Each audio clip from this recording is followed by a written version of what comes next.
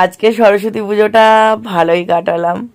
আমি তো এই বাড়িতে এসেছি, এই বাড়িতে আমার প্রায় আসা হচ্ছে, মানে তোমরা যারা আমার ভিডিও দেখো তারাও মনে হয় আমি সবসময় এই বাড়িতেই থাকি। আসলে কি হয়, আমি সকালবেলা মোটামুটি 11টার মধ্যে আসি তাড়াতাড়ি করে।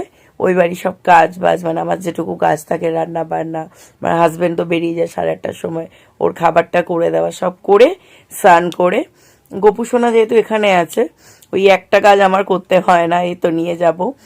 তো এভাবেই 1 মাস কাটিয়ে দিলাম। পৌষ মাস পড়ে গেছিলো বলে নিতে পারিনি, পৌষ মাস শেষ হয়ে গেছে, এখন মাঘ মাস। তো সেই জন্য ওইটা মানে গোপুসোনা ওই বাড়িতে থাকলে সেটাও করতে হতো। করে এসে 11টা 11:30 আসি, তারপরে মার ভিডিও শ্যুট হয় চ্যানেলের, মোটামুটি 5টা থেকে 6টার মধ্যে আবার আমি চলে যাই বা বাবা দিয়ে আসে আমাকে, এই আর কি। এইভাবেই চলছে কম বেশি। যেহেতু খুব ঠান্ডা না, ভাইয়ের অফিস থাকে, ভোরবেলা উঠে শ্যুটটা করতে পারছে না। গরম পড়লে আবার আমি সপ্তাহ 2-1 দিন আসলে হবে, যেটা আগে করতাম। আর ভাই আবার ভোরবেলা শ্যুটটা করে নিত, এটাই আর কি। কারণ ওকেও তাড়াতাড়ি বেরোতে হয়।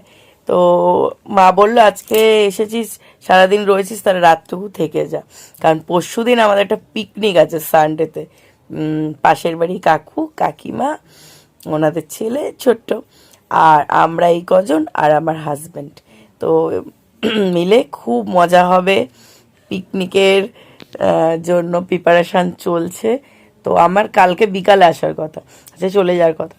তা আমি তো কিছু আনিনি, আজকে শুধু শাড়ি পরেই চলে এসেছি। এই মার কুর্তি পরেছি, আর একটা লং স্কার্ট ছিল আমার, ওটা পরেছি। তো মোটামুটি ঠান্ডা আছে। সেই এসেছি সকালবেলা, তখন 10টার মধ্যে, মুখ চোখও ধুইনি কিছু। তো আমার হাজব্যান্ডকে বললাম, তা তুমি চলে আসো, কালকে সকালবেলা এখান থেকে অফিস চলে যাবে। আর এমনিও কালকে আমার আসার কথা ছিল, ও চলে আসতো। বেশ, তা দেখি কালকে বেলার দিকে গিয়ে একটু না, তাই আমি একটু থেকে গেলাম টানা। এখন আমি একটু থাকি, একেবারে পরশুদিন পিকনিক আছে, পিকনিক কাটিয়ে যাব। বেশ মজা লাগছে। এই পাশে একটা পুজো হচ্ছে, ওই পাশে একটা পুজো হচ্ছে।